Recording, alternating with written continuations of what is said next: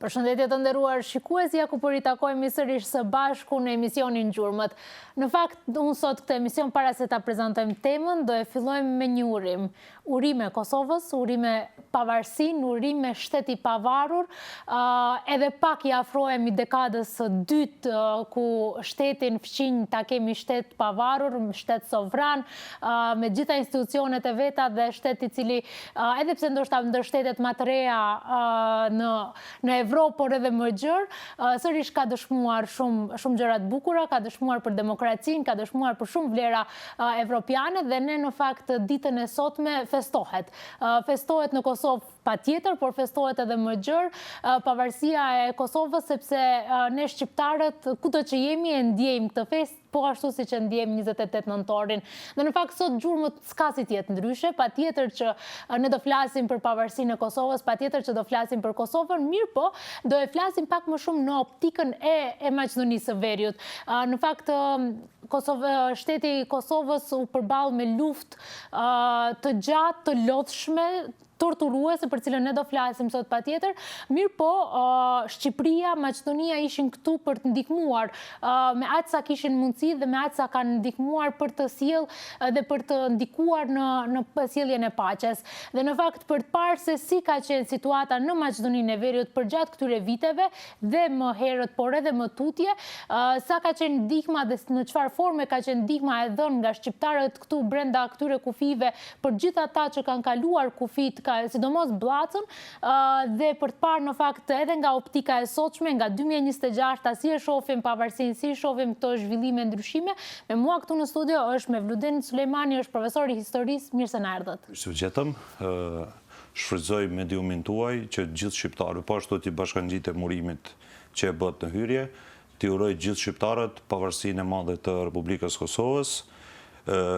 Kjo pavarësi është një arritur e madhe e shqiptarëve në shekullin 21, por një breng që është edhe këtë 18 vjetor, po ashtu edhe 17-in, krerët e luftës, nuk i kemi këtu.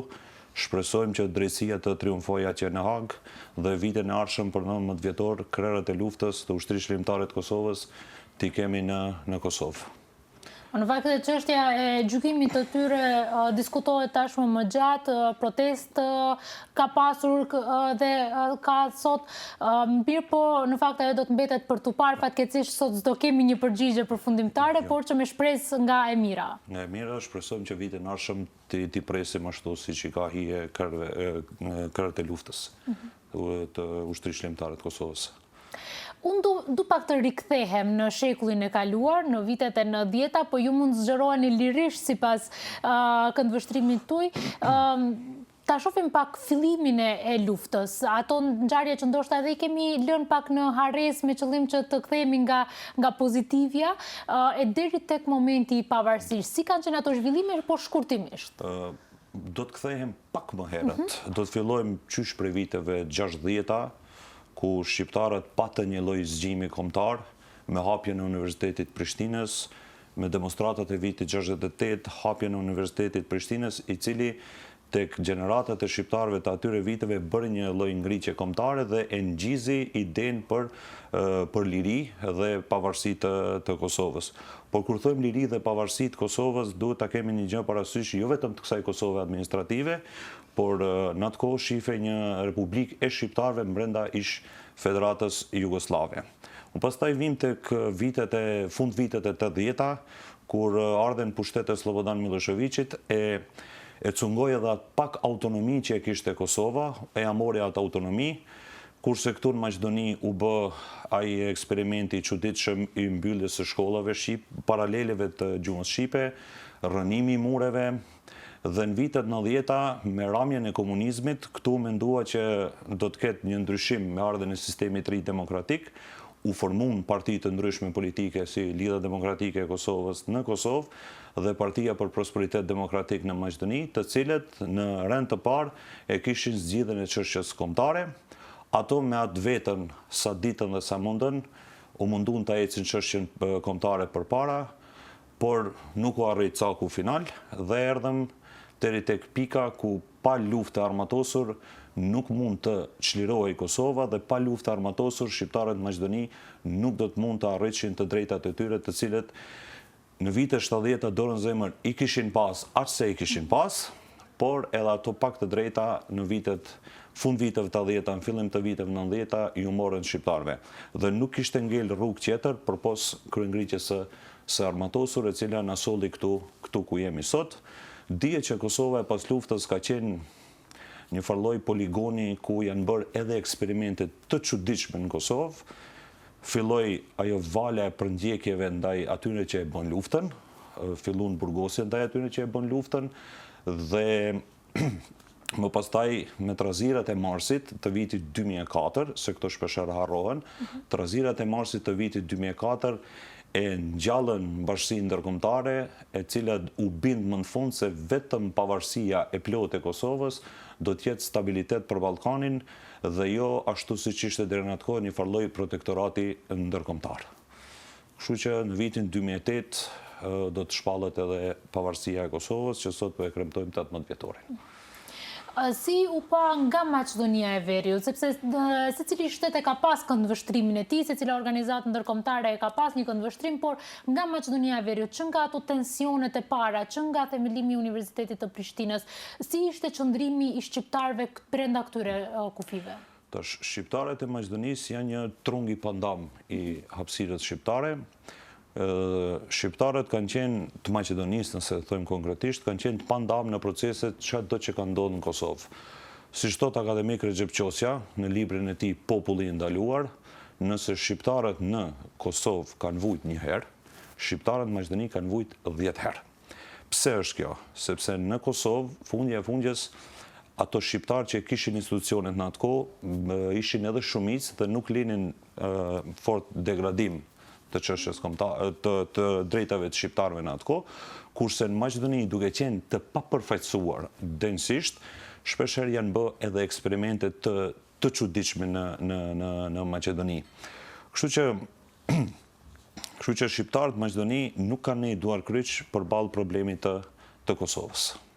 Gjithmonë kanë qenë avangard e çështjes kombëtare, veçanërisht çështjes së Kosovës. Sepse e shifshin një gjë që po të zgjidhej çështja në Kosovë, atëherë me automatizëm të drejtat e shqiptarëve në Maqedoni do të ishin më të mira. Kjo është arrit deri dikund, por jo në atje ku kemi ndruar dhe ku ndrojmë të shkojmë. Jo, deri në idealin Jo, deri në ideal ende nuk kemi shkuar. Shpresojmë që të shkojmë deri në atë përkryimin, deri në atë idealen, por në duhet shumë punë deri tek ajo ideale të mërrim. Një pjesë është arritur e madhe e shqiptarëve, është pavarësia e Kosovës, që është arritur më e madhe pas pavarësisë 28 nëntorit vitit 1912. Po sa ne dim për veprimtarinë që shqiptarët këtu nga Maqedonia e Veriut kanë bërë, le të themi, sidomos para këtyre viteve shumë kritike, ku ne do flasim për refugjata, do flasim për ndihmën që është bërë, po para asaj, çfarë lloj ndihme është dhënë, çfarë lloj kontributi është bërë? Kontributi ka qenë lloj-llojt. Ka qenë me vitin 68, me demonstratat në Tetov që janë bajt, në për Kumanov, kudo që qytet shqiptar në Maqedoni që ka qenë në atë kohë, është mbajt protesta, është kërku e drejta për përdorimin e flamurit kombëtar, e drejta e vetëvendosjes dhe të drejtën që të kemi një universitet në gjuhën shqipe, që u arrit në vitin 70 në Prishtinë. Më pastaj organizimet ilegale të kohës që kanë qenë, prapë shqiptarët të Maqedonisë kanë dhënë një kontribut prej Strugës deri në Kumanov dhe Anasjeltas. Kemi shumë të burgosur politik të aty në viteve, qysh për viteve 50-ta, 60-ta, 70-ta dhe 80-ta. Për shembull, një aktivist i madh i çështjes kombëtare, Jusuf Gërvalla, që është vrarë në Gjermani, veprimtarinë e vet kombëtare e ka zhvilluar edhe në Shkup, sepse ka qenë gazetar në atë kohë në flakën e vllazërimit dhe veprimtarinë e tij kombëtare e ka bërë në Shkup, duke propagandu idenë për çlirim kombëtar në atë kohë. Kështu që shqiptarët e Maqedonisë nuk kanë nejt i jashtë proceseve për çështjen kombëtare. Sepse po të kishin ne duar kryq, atëherë nuk do të kishim një këmbë dhe një qëndrim. Kështu që është e vështirë me i nda shqiptarët e Kosovës dhe shqiptarët e Maqedonisë që besa ato të Malit Zi dhe të Luginës Preshevës, sepse është ideja e një kombi dhe një qëndrimi, dhe është shumë e vështirë të bëjmë këtë farlojnë ndarje me thikë, por sa i përket shqiptarëve të Maqedonisë, duhet të pranojmë fakt se nëse është Kosova sot e pavarur, gjysmën e hisës Kosovës pavarur ne kanë edhe shqiptarët e Maqedonisë. Një kontribut mjaft i madh është dhënë atë që ndoshta quhet edhe si ndihmë humanitare, le të themi në pranimin e familjeve. Kufiri i Bllacës ka qenë momenti kyç ndoshta i shpëtimit nga tmerrit, cilën është përjetuar brenda kufive administrativ tashmë të Kosovës. Si dukej kufiri i Bllacës në ato vite? Por kufiri i Bllacës në ato vite duhet të kthehemi pak në kohë të shohim idenë e presidentit Maqedonisë, zotit Kiro Gligorov, i cili në atë kohë paraqiti idenë e korridorit. Korridorit që të hapte rrugë shqiptarëve të Kosovës që po iknin prej zullumit serb dhe t'i nxjerrnin për shtetin shqiptar andej. Në atë kohë partitë politike shqiptare të atyne viteve, Partia Demokratike Shqiptare që ishte në pushtet në ato vite dhe Partia për Prosperitet Demokratik i lan anash hasmëritë politike që i kishin dhe u fokusuan tek çështja e refugjatëve të Kosovës, ku kontributi i të dy partive dhe i popullit ishte jashtëzakonshëm, duke u hapur shtëpitë e tyre, duke u hapur zemrën që t'i presin vëllezërit e tyre nga Kosova, të cilët po iknin jo nga qefi, por po iknin prej një Golgote të re që po i ndodhte shqiptarëve në fund të shekullit 20 dhe fillim të shekullit 21. Shqiptarët të gjithë në atë kohë në Maqedoni u bën grusht, sepse problemi më i madh në atë kohë ishte çështja e Kosovës dhe u bë një farlloj kompromisi nga shqiptarët e Maqedonisë që të drejtat tona t'i lëm një herë në plan të dytë, se problemi më i madh është problemi i Kosovës dhe ishte një vetëdijsim i jashtëzakonshëm i partive politike në atë kohë dhe i popullit, i cili po ashtu ishte i pezmetuar politikisht, sikur që është edhe sot, por pati një farlloj kompromisi, një farlloj pajtimi, sepse armiku ishte më i madh. Në fakt, për këtë bashkimin kombëtar ne do vijmë të flasim, por shkojmë pak publicitet dhe rikthehemi sërish në studio. Ja ku po rikthehemi sërish në studio dhe bisedën e lam tek Bllaca, tek vendkalimi tashmë kufitar, me një pikë sot e kemi, one stop shop si quhet, por që në vitet kritike të luftës së Kosovës ka qenë një, siç thatë, kanal i korridor kalimi. Shumë qytetarë nga Kosova vendosën që të vinë në Maqedoninë e Veriut për shkak afërsisë territoriale, kështu me radhë. Si u gjendën ata? U gjendën në kape refugjatësh, në shtëpi, në vendet ndihmave? Në fillim qëndru në kampe, më pastaj gjithë shqiptarët në atë kohë të Maqedonisë i morën nëpër shtëpitë e veta, sepse ndjenin obligim kombëtar, obligim moral që t'i marrin nëpër shtëpitë e tyre vëllezërit e tyre nga Kosova që po iknin prej reprezaljes serbe në atë kohë, që dihet se reprezalja serbe ka shënuar kulmin në vitin 99-98, po veçanërisht 99 pas fillimit të bombardimeve të NATO-s mbi Serbinë në atë kohë. Kemi qytete që ndoshta kanë qenë me më shumë familje të pranuara, apo të gjitha qytetet që janë më shumë shqiptar kanë pranuar? Gjitha, nuk është e vështirë t'i ndash. Vërtet është e vështirë t'i ndash. Dihet që në Shkupi për shkak afërsisë të parë, më pastaj Tetova, Kumanova, Gostivari, gjitha me radhë shumë e vështirë ta bëjmë këtë farlloj ndarje, po profesionalisht po thuaj se ka qenë e barabartë kjo mikpritja e shqiptarëve të Maqedonisë. Unë di shumë familje nga Kosova që sot e kësaj dite kanë mbajtur miqësinë dhe afërsinë me këto familje që i kanë mbajtur. Po, është shumë e vërtet kjo që e mbaj miqësinë, po nisi personalisht prej vetës. Refugjatët që i kemi pas nga Kosova, sot e kësaj dite ne i ruajmë kontaktet, hyjmë e dalim, si thot një fjalë urtpopullore, apo deke darsëm i bëjmë bashkë, na ka ngel ajo nga lufta, na ka ngel kjo miqësi që vazhdon dhe shpresojmë që do të vazhdojmë edhe tek brezat e ardhshëm, sepse jemi një komb dhe ashtu duhet të ofrohemi, se ndryshe po të jemi të ndarë nuk do të mbjetojmë dot. Si ishte raportimi në atë kohë, sepse sot nëse e shohim në krahasim me luftrat dhe me agresionet e ndryshme, raportimi mediatik është kyç për të, sidomos raportimi objektiv. Si qëndronin mediat në atë kohë këtu në Maqedoni? Në atë kohë në Maqedoni me aq sa kam lexuar unë, sepse jam një brez pak më i ri, me aq sa kam lexuar në atë kohë, ka qenë goxha i cenzuruar,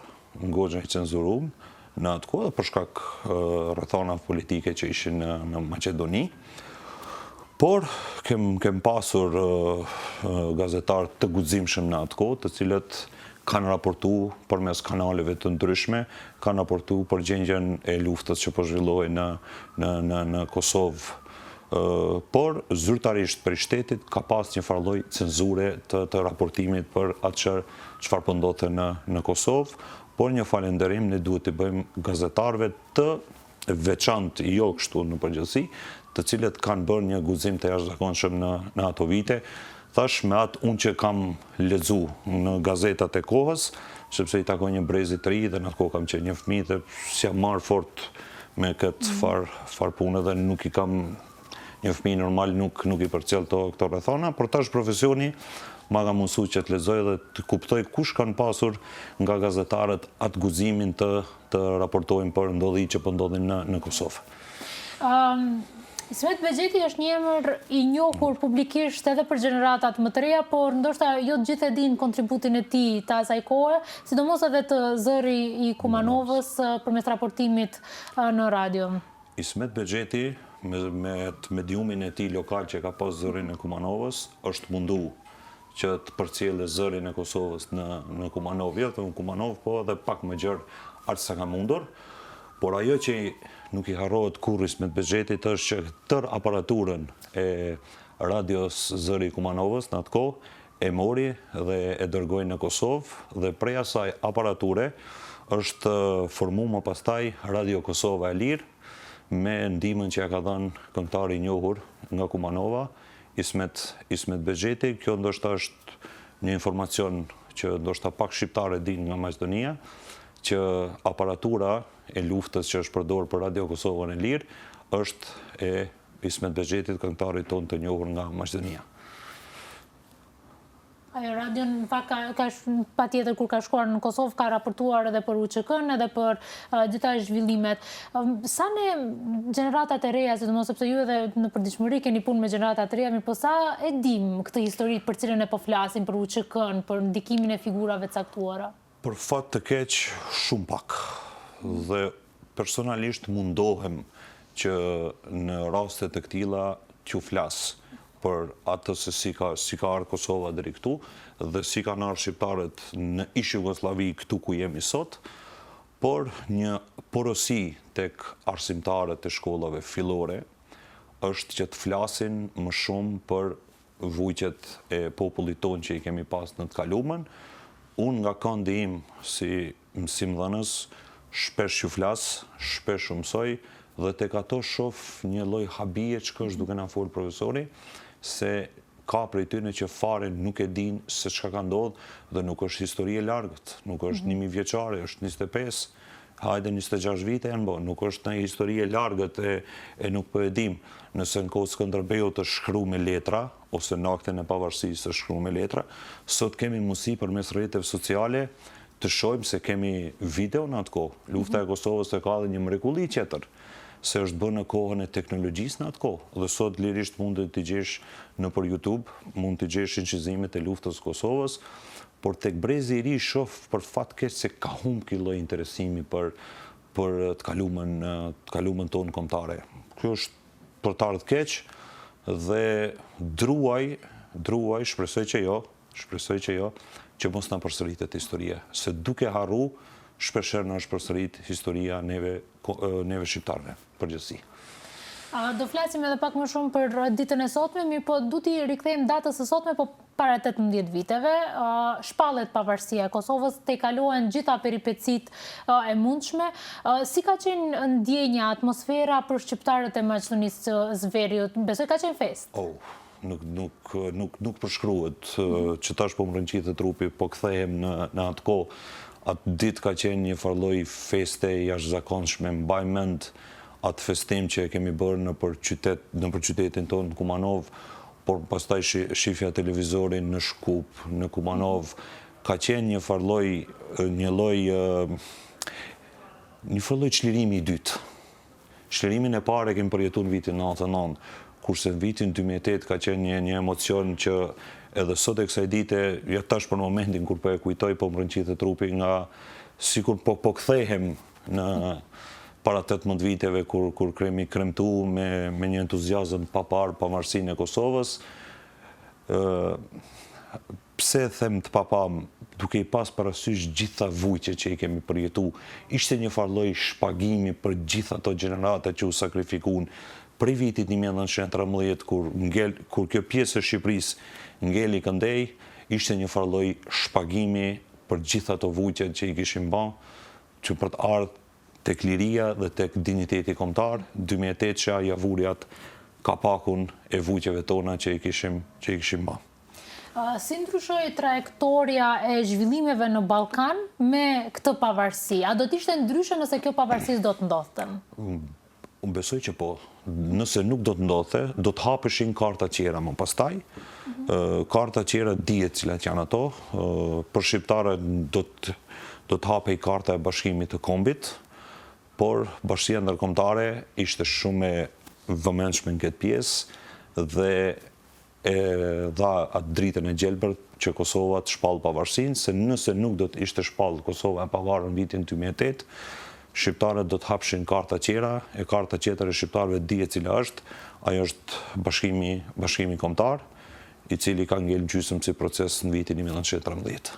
Pra, do kishte ndoshta një mundësi, po flasim gjithmonë hipotetikisht, për një Shqipëri etnike?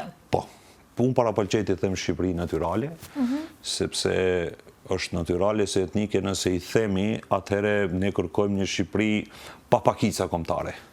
Kurse Shqipëri natyrale është termi më i bukur të cilin unë... Ashtu si që ka qenë në hartat e vjetra. Ashtu si që ka qenë, dhe ashtu si që kanë parashikuar i lindasit tanë me shpallën e pavarësisë, se dje që pavarësia Ismail Qemali në atë kohë kur e ka shpallë pavarësinë, nuk e ka shpallë pavarësinë e kësaj Shqipërie që e kemi prej 28.000 km shkatror. Ai ka pretenduar Shqipërinë natyrale prej 100.000 diçka kilometrave katror, tash nuk po jam bash sakt të di se sa kilometra, por është mbi 100.000 diçka kilometra katror. Diçka të bukur që kemi në shqiptarët është që përveç se kur vjen fjala tek politika, është që pavarësisht të kufive administrativ ne kemi bërë lidhje familjare. Dashuria edhe familja i ka tejkalu kufit, edhe me Shqipërinë, po sidomos me Kosovën. Lufta e sjelli më shumë këtë, ndoshta kjo afërsia të jetuarit bashkë për një periudhë? Lufta vetëm e forcoi më shumë, sepse shqiptarët në ish Jugosllavi, si krye qytet të tyre kanë pas Prishtinën, si qendër të tyre kombëtare kanë pas Kosovën. Edhe ai shqiptari që është në kufi me Shqipërinë që në strug, më afër e ndjen Prishtinën se sa që ndjen Tiranën. Pse është kjo? Se ka qenë ndarja e gjatë që kemi pas me Shqipërinë dhe lufta e përforcoi këtë bashkimin më shumë të shqiptarëve të Maqedonisë dhe atyre të Kosovës, shto e këtë që edhe kemi lidhje të mëdha familjare, të themi kështu popullor që jemi edhe një pedaj mes veti, tash kjo është realiteti. Por lufta dihet që i ka forcu këto farë lidhjet familjare më shumë me Kosovën. Dhe lidhjet emocionale. Pikërisht, ne do të ndalemi edhe pak më shumë tek ekonomia dhe tregtia pak më tutje, mirë po për diçka për të cilën Kosova ka luftuar edhe pas pavarësisë dhe përballet me të njëjtën gjë edhe tash është njohja e pavarësisë, sepse nuk ishte përfundimi i këtij kapitulli vetëm pavarësia. Kishte dilemë Maqedonia do ta njifte pavarësinë e Kosovës për shkak zhvillimeve politike brenda këtu, edhe pse ishte ndër të parat në pranimin? Maqedonia në fillim ka pasur hezitim. Por shkak edhe ndikimit Beogradit që tradicionalisht e ka pasur në Maqedoni, kishte hezitim në atë kohë, por politikanët maqedonas të atyre viteve bën një farloj tejkalimi në atë kohë, ndoshta edhe me presionin e faktorit ndërkombëtar, e tejkaluan vetveten dhe e njohën Republikën e Kosovës dhe besoj që kanë bërë mirë që e kanë njoft, se sikur mos ta kishin njoft, atëherë shqiptarët Maqedoni brenda do të rebeloheshin dhe nuk do dije si të shkonte situata më pastaj. Dhe politikanë maqedonë në atë kohë kanë bërë mirë. Se shqiptarët Maqedoni këtu ku jemi ne, jemi faktor stabiliteti dhe faktor destabiliteti, du të theme të kundërtën e stabilitetit, dhe duke nuhatur këtë lloj situate, politikanë Maqedonas e kanë tejkalu vetveten duke e njoft pavarësinë e Kosovës. Pra, shohim dy momente, shohim tejkalimin e ndasive politike edhe idealiste, le të themi, midis shqiptarëve, mirë po edhe një tejkalim qoftë për shkak të presionit ndërkombëtar, por qoftë edhe për shkak të harmonisë, le të themi, brenda për brenda, të maqedonasve për pranimin e pavarësisë. Maqedonasit nuk e di për çfarë arsye e kanë një lloj bindje që e kanë pas, nuk e di e kanë ende, po e kanë pas në kalumën se kanë frikë Maqedonasit se shqiptarët ndoshta do t'u marrin këtë shtet. Ne se kemi pas plan t'u marrim, ne duam ta ndajmë hisën e barabartë brenda këtij shteti dhe kanë pas këtë frikë gjithmonë e kanë pasur këtë frikë, në atë idenë se ju i keni tash, e keni Shqipërinë shtet, e keni edhe Kosovën shtet, dhe tash po doni me na e marrë këtë shtet. Ne as nuk kemi tentu kur ta marrim, ne kemi dashur dhe duam që ky shtet të jetë ashtu siç është në këto kufi, dhe ta ndajmë hisën në mënyrë të barabartë, sepse fundja as ato nuk kanë zgjedhur që të jetojmë me ne, dhe as ne nuk kemi zgjedhur të jetojmë me ata. Janë rrethanat historike, janë rrethana ndërkombëtare që na kanë pru këtu me jetu, dhe është mirë që të ulemi bashkërisht gjithë intelektual, populli thjesht, intelektual, akademik, profesor doktor, të gjitha të lamisë politike, të lamisë ekonomike, të jurisprudencës, të ulemi bashkë dhe të qajmë hallet, të shohim ku i kemi ato ndasit. Sepse po të qëndrojmë në dy fronte kështu, me etiketimin ndaj njëri tjetrit, nuk do të ketë ardhmëri përpara. Mos të kthehemi mbrapa, po të ecim përpara. Ka ndodhur që ka ndodhur në të kalumën, duhet të kërkojmë falje, duhet na kërkojnë falje ato që na kanë bërë neve në dame, dhe të ecim përpara. Së ndryshe, me hasmëri nuk shkohet kërkumt. Përmendëm lidhjet familjare, dashuria, le të themi kështu, si kurora e bashkimit më të madh, mirë po e kemi edhe shkëmbimin tregtar. Në fakt, nëse shohim produktet janë pothuajse të njëjta, kompanit, lëvizja e qytetarëve, kjo vetëse e bën edhe globalizimit të njëjtën, mirë po sa i forcon lidhjet midis dy shteteve? Shumë. Shive vetëm këtë në Shkup, sa e që vi këtu kaloj, shoh shumë kompani të Kosovës që kanë ardhur, po shoh edhe kompani të Maqedonisë që kanë hapur biznesin e tyre në Kosovë, dhe kjo është gjë e mirë, se fundja ekonomia i bashkon popujt. I lidh popujt, ashtu siç e ka lidh Bashkimin Evropian, tregtia, edhe neve popujt të Ballkanit është mirë që na bashkoje tregtia, që të ecim drejt rrugës evropiane, sepse rrugë tjetër nuk kemi përpos rrugës së Bashkimit Evropian. Ju vetë jeni në sferën e arsimit, shkencës, dhe në fakt lufta dhe gjaku i derdhur për të hapur universitete shqiptare në Maqedoni, edhe pse shumë më vonë nga Universiteti i Prishtinës, mirë po ka kriju edhe një lidhje tjetër, sepse kemi shumë profesor nga Kosova që vinë japin ligjërata këtu, vice versa, po edhe shumë studentë të cilët shkëmbehen. A shohim ndoshta një kuadër të përbashkët, një kualitet të përbashkët? Po ky zatën ishte edhe qëllimi i krijimit të universitetit, edhe aty në Prishtinë, po edhe këtij në Tetovë në viteve 90-ta që u bë Universiteti i Tetovës, që të krijojmë kuadrat përbashkëta. Nëse më lejohet të them, tash Universiteti i Tetovës po ja kthen borxhin Universitetit Prishtinës, sepse kuadrat e parë shqiptarë janë kriju në Prishtinë, dhe tash një pjesë e kuadrit të Kosovës po krijohet në Tetovë, po krijohet edhe në Shkup të Universitetin Anas Terez, po krijohet edhe në Universitetin e Evropës Juglindore. Nëse më lejohet të them, është një farë lloj shpagimi që po e bën shqiptarët e Maqedonisë karshi Kosovës, më konkretisht karshi Universitetit të Prishtinës, i cili një herë një kohë ka qenë një farë lloj drite për gjithë shqiptarët në Jugosllavi, veçanërisht për shqiptarët e Maqedonisë. Ne na ka mbetur edhe pak për të biseduar në këtë temë, shkojmë me pak publicitet dhe do rikthehemi sërish në studio. Por i kthehemi sërish në studio dhe në fakt në këtë pjesë të tretë të emisionit, përveç se që patjetër në fund do japim edhe ato urimet tona për fund, mirë po na ka mbetur të flasim pak më shumë për atë se si ne sot e mësojmë historinë.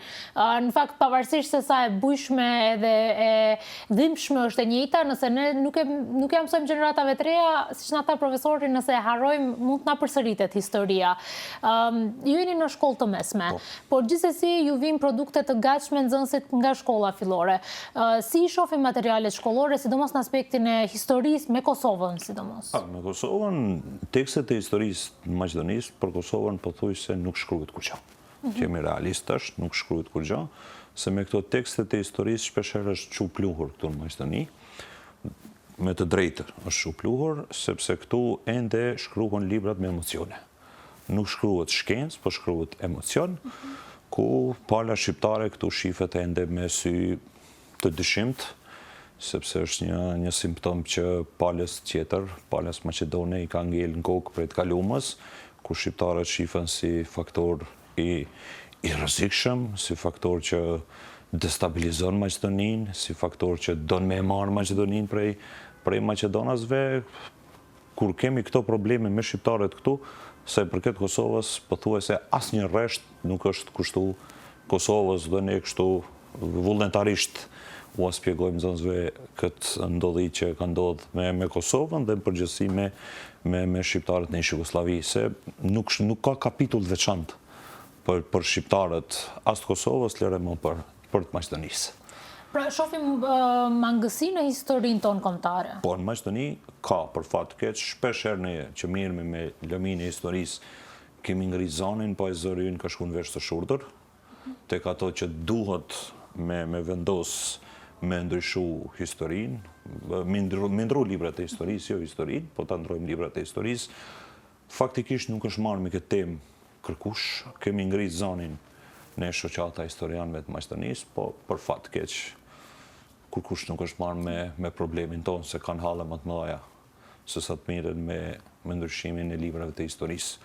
Se tash mua më vjen keq, po pala tjetër, gjeneratat e reja të palës Maqedone kanë frikën se do të infektohen me urrëqe ndaj bashkëqytetarëve të tyre shqiptarë në këtë rast. Kjo nuk duhet, normal nuk duhet të ndodhë, por ja që po ndodhë. Ja që s'po arrin të atë i kalojnë vetveten, nuk po arrin të çlirohen prej nacionalizmit ekstrem të ngulitur me shekuj në kokat e tyre, dhe nuk po gjejnë në të shpirtin e rahatshëm që ta ndrojnë librin e historisë. Në fillore, në të mesme, se për universitetet ande është diçka tjetër. Profesori i historisë në shkollë të mesme, tek unë na ka pasur që historia është shkenca e të vërtetës. Do duhesh të ishte objektivisht shkenca e të vërtetës. Sa në fakt tek ne nxënësit, sepse me librat e njëjtë mësojnë edhe nxënësit maqedonë, edhe turk, edhe gjitha etnitë, sa në fakt po e mësojnë të vërtetën? Hiç, dorën zemër hiç. Nuk po e mësojnë të vërtetën. Ne që mirëmi me shkencë mundohemi t'u shpjegojmë të vërtetën, por për fat të keq, e thatë shumë bukur, si ju ka thonë profesori juaj që është shkencë e të vërtetës, por në Ballkan, vetëm Ballkan, nuk është e të vërtetës, në Ballkan është e ngarkesave, ose siç ka thënë kryeministri anglez Churchill, në Ballkan prodhohet shumë histori që vështirë pastaj konsumohet. Këtu Sicili tenton të grabizë diçka nga historia, ose ta hiperbolizoj historinë. Një fakt që më ka habitur, jam shokuar, më ka tregu një koleg historian, ishte qenë për ca ulëmtimin në Serbi, atje po të kërku dokumente në arkiv, dhe thonë për si kafe turke, dhe më thotë s'kem kafe turke, po kem kafe sërbe. Habita që është kafe sërbe, dhe kur më ka pru kafe në turke, të është për kjo kafe turke është, jo tha kjo kafe sërbe. Dhe më thonë, edhe te kafja, ne tentojmë ta hiperbolizojmë, ta përvecojmë si diçka nacionale. Kështu që pa i këte i kalu këta emocionet nacionale, pa u kthy tek shkenca e historisë, ne nuk mund ta mësojmë historinë e vërtetë, si ju ka thënë profesori juaj. Cilat do t'ishin gjërat kyçe ose më urgjente që ne duhet t'i bëjmë tek të rinjt, sa i përket pavarësisë së Kosovës sidomos, ose ngjalljes së ndjenjave kombëtare, se ndoshta mund të jem gabim, mirë po gjeneratat e reja që i shoh nuk i shoh me atë ndjenjën e patriotizmit, po flasim për patriotizëm të shëndetshëm. Nuk i shoh atë ndjenjën e empatisë dhe dashurisë kombëtare që ndoshta unë kam pas së paku. Gjenerata ime dhe juaj e kemi pasur, sepse ashtu ndoshta jemi edukuar edhe në shtëpi, që të ndjejmë atë krenarinë kombëtare. Për fat të keq, edukimi kombëtar fillon edhe nga shtëpia. Për fat të keq, unë nuk shoh edukim kombëtar nëpër shtëpitë tona. Shoh edukim qetrëllojt. Vetëm edukim kombëtar për fat të keq nuk po shoh. Dhe na ngelet barra neve që miremi me mësimdhënie që t'u ngjallim atë krenarinë kombëtare të shëndetshme, të mësojmë se çka është e jonja duhet në ekstrem, të duhet të mbrohet çka është e jonja deri në ekstrem. Dhe të respektohet e huaja. Dhe të respektohet normalisht edhe e huaja, sepse po se respektove të huaja nuk je patriot pastaj. Patriot ti je kombëtar, do të thosh ta respektosh edhe tjetrin. Çfarë qoftë ai, ti duhesh ta respektosh, por një apel duke shfrytzuar mediumin tuaj që prindit punojnë më shumë në edukimin kombëtar, që mos na lënë përgjegjësinë vetëm neve që mirëmi me mësim, po edukimin kombëtar ta nisim nga shtëpitë tona. Në fakt, ne në këtë studio, po edhe në studio tjera shumë më gjerë, jo vetëm në Maqedoni, diskutohet shumë për nivelin e arsimit, diskutohet për degradimin e arsimit edhe kështu me radhë. Ka një shprehje që thotë nëse do një popull ta shkatërrosh, ta shfarrosh, prishje arsimin. Dhe nëse ne po flasim për një arsim të degraduar, a nën kupton që shumë shpejt ndoshta edhe popullin do e kemi të shkatëruar? Shyre, ky degradimi i arsimit, me qenë se po e vendosim theksin këtu të ne në Ballkan, atëherë është e vërtetë që është degraduar në ekstrem dhe prandaj popujt janë ku janë këtu, por ky është fenomen edhe ndërkombëtar. Nuk është vetëm në Ballkan. Arsimin në përgjithësi, ndërkombëtarisht, disi e ka marrë një lloj tatpjetet e poshtë. Ndoshta ka ndikuar nga pak edhe teknologjia që na ka shkput nga libri, nga ajo aroma e këndshme e librit na ka shkput. Ka shumë faktor pse arsimi ka ardhur deri këtu, po me theks të veçantë, me qenë se po ndalemi në Ballkan, këtu problemi nuk është nga poshtë, problemi është nga lart. Sepse vendosen njerëz në çështje arsimore, të cilët kur ditarin dorë nuk e kanë kap. Vendosen njerëz të lëmive të ndryshme që ndoshta lidhje nuk kanë ose nuk i njohin problematikat e arsimit nga brenda. Prandaj jemi ku jemi këtu. Në është shkatruar arsimi dhe shifni tash gjeneratat e reja që çdo ditë shef skandal nëpër shkolla, shef nxënës që kanë sjellje ndoshta rrugat që kanë ndonjëherë është më i kulturuar se sa nxënësi që i shef nëpër rrjetet sociale çka postojnë nëpër shkolla. Për fat keq. Ne jemi në fund të bisedës sonë. Unë ju falenderoj shumë që ndat kohë për këtë bisedë, edhe uroj edhe juve pavarësinë e Kosovës. Faleminderit shumë për urimin, faleminderit shumë për ftesën dhe respektin. Edhe unë për fund, edhe juve uroj pavarësinë e Kosovës, dhe gjithë shqiptarëve uroj pavarësinë e Kosovës. Pavarësia e Kosovës është fal gjakut të dedhur për liri, fal të burgosurve politikë dhe të burgosurave politike, sepse këtu shpeshherë harrojmë që kontribut të madh kanë dhënë edhe gjinia femërore, të cilëve pa të drejtë quhim në hak. Dhe duhet gjithmonë t'i falenderojmë edhe burrat edhe gratë për kontributin e tyre që dikush ka paguar edhe me jetë që sot jemi këtu ku jemi. Prandaj edhe një herë gjithë shqiptarëve nëpër botë ju uroj pavarësinë e Kosovës. Faleminderit shumë.